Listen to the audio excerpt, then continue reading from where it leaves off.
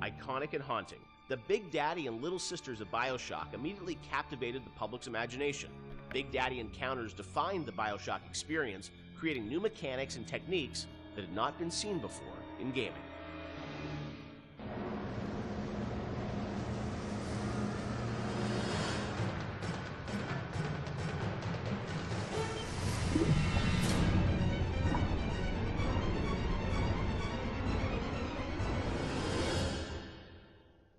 So Big Daddy, Little Sister, such an iconic moment or series of moments in this game. I'm fascinated about how that got layered in, because we talked a lot about the setting and the tone. That is still, to me, a mechanic that I remember was very unique about, choosing to engage the Big Daddy and being a fight that is going to be very aggressive and different than a traditional boss fight. I know you had an idea, Ken, of sort of 3 different types of AIs interacting in the same world.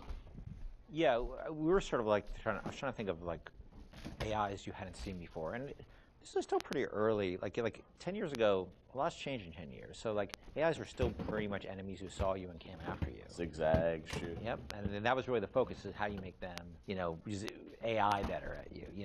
So I started thinking about, are there more primal behaviors to think about? And I was watching a nature show one day.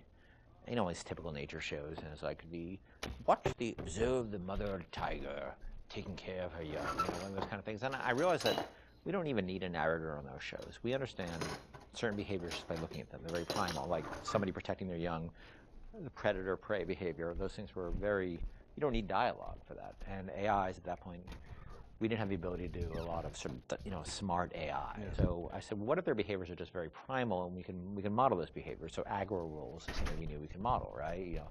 How does an AI aggro on you? What are the rules for that? Could they make a aggression display rather than just attack?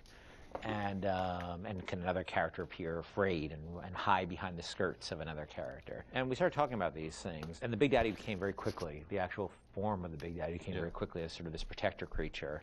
The Little Sister took a lot longer, ironically, because it's a much simpler notion in a lot of ways. The initial idea came out of sort of watching a nature show, and we're trying to work within our constraints of we couldn't make super complex AIs.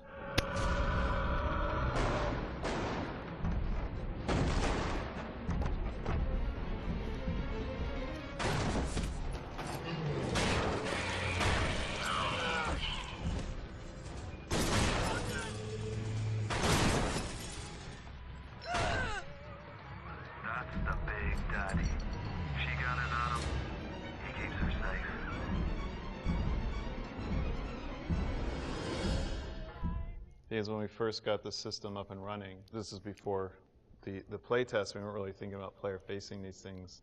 And we had this entire system set up that completely simulated what would happen. And you'd play through the vertical slice, and you walk into a room and everybody's dead, because the system would work perfectly. And you weren't there to see the fight. Yeah. And we track they weren't called Little Sisters at the time, but we track how much they were harvesting, and it was all like a Command and Conquer level simulation. Yeah. And players didn't care or notice. Yep. And so we just abandoned all that stuff. Yeah, so that took us a step towards, how do we present this to the player, then how do we make the gatherers, which we called them at the time before Little Sister design came on, like how do we make them empathetic towards the player, how do we make the player want to engage with that, because at the time they were just slugs. Right. So which is a That's horrible right, design. Originally were slugs, right? Yeah. Not actually. Which is a horrible design in so many ways, because you don't care about slugs, and they're also on the ground, so you don't see them. They're not like at eye level, and they're dark. So but you still have something. We still the trailer had like the same, or not the trailer, the demo, or prototype we did. So had the Big Daddy sort of like interacting with the little slug. And slugs crawl around the Big Daddy? Or no, it's this awful little mesh. Right. Yeah. It's like a little beetle, sort of. Yeah, it was terrible. Yeah. And they were protecting. And they had protecting the beetles. The beetles? What? And the Big Daddies had 2 drills. They didn't have a hand, so there's no way they could It's just fascinating because like the Little Sister, it's like there's such humanity in it, which you really connect with. Which seems like you would think that would be the obvious thing. Yeah. We're not very smart. The idea of sort of choosing to engage the Big Daddy. I mean, when I was first time I played the game, that was always profound. It makes you sort of sit there and like, am I ready for this? And your choice to sort of like, the kind of opposite of stealth, like when you want to be discovered. Was that always the mechanic with the Big Daddy? Yeah, that was, the idea was that they would have very particular rules about engaging with you that were entirely dependent on how you, the threat level towards, not them, towards their creature they were protecting. Yeah, that was set, and then as you worked through it, I'm sure there were conversations about how difficult do we make these fights and sort of the balancing of that, and even, you know, with the game, you don't start off with a Big Daddy fight. It's a little ways into the game until you actually get to that. So that was sure debated. You actually encounter the notion of Big Daddy and Little Sister many times before you actually are freed into an arena where you can actually fight them. You see them sneaking out, pipes. You see them. You see them walking down a hall. You see the first time you see Little Sister, she's harvesting, and then you see the Big Daddy come and protect her. And we realized it was 4 or 5 sequences we had to do to set the stage for these characters. And look, we were hoping they'd be iconic and people would respond to the way they did, because we certainly spent energy on them with the expectation that they'd have an impact that we really just as easily could have turned out that nobody cared. I think the actual very first time, and not a lot of people see it, there's a Little Sister in the vent in Kashmir restaurant that if you're looking in the right direction at the right time, you'll see her looking at you, and then she'll disappear into the vent. It's the eyes. No, it's the actual mesh. Is it the mesh? Because it was easier to do that right. than new eyes, but yeah. No, no, no, no.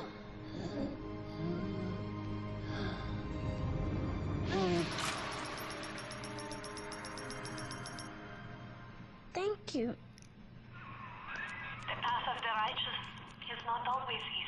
The thing as you play through the game, you know, I think the moments with those sort of encounters certainly stand out to the player. For you guys, as you were developing it, was there a debate about how often to sort of have those encounters? Like, you know, like how many Big Daddies would there be? How would that play out? I mean, was that something that sort of changed as you? No, I think we decided there would be 3. I think it was 3 per level. So 3 and 2 in smaller levels. We did have a third Big Daddy that was mostly finished, but we couldn't make it fun. Like that last 10% of an AI is always like, where's the fun? Like, how do you really make They it put it into I think they put it into BioShock too, didn't they? They might have, yeah. They might have, I don't know. But you know, it was fully rigged, fully animated, but we just didn't have the time we needed to really polish it. So we ended up shipping with the bouncer and Rosie.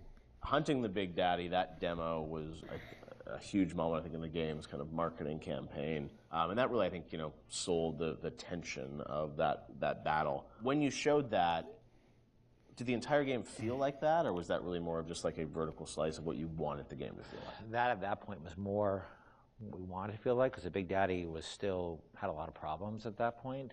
But we were confident we could do that. Like, we wanted to make sure that was an experience we could deliver on. And it was like it functioned, but it would do really weird things. Like, it had this tendency at the time to, if you did the wrong thing, that it would turn into basically a super ball and start like a tiny little super ball.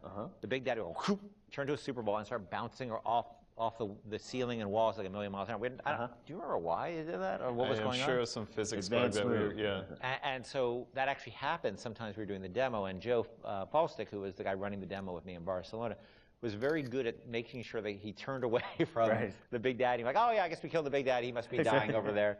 But so all things were functional, but they weren't really. They didn't have all their bells and whistles on yet. It was really good for us because it sort of gave us some confidence that people would respond to just the notion of, you know, watching Little Sister and biding your time and choosing your moment. Well, it gave us confidence, but also gave us a tool that the development team as a whole could gather around and say, we want to make it like this. Like, yes, a lot of elements in that demo were scripted, but they provided a framework for us to go back and how do we make that so it's not scripted? How do we make this robust enough so that the player can actually use these systems? Yeah.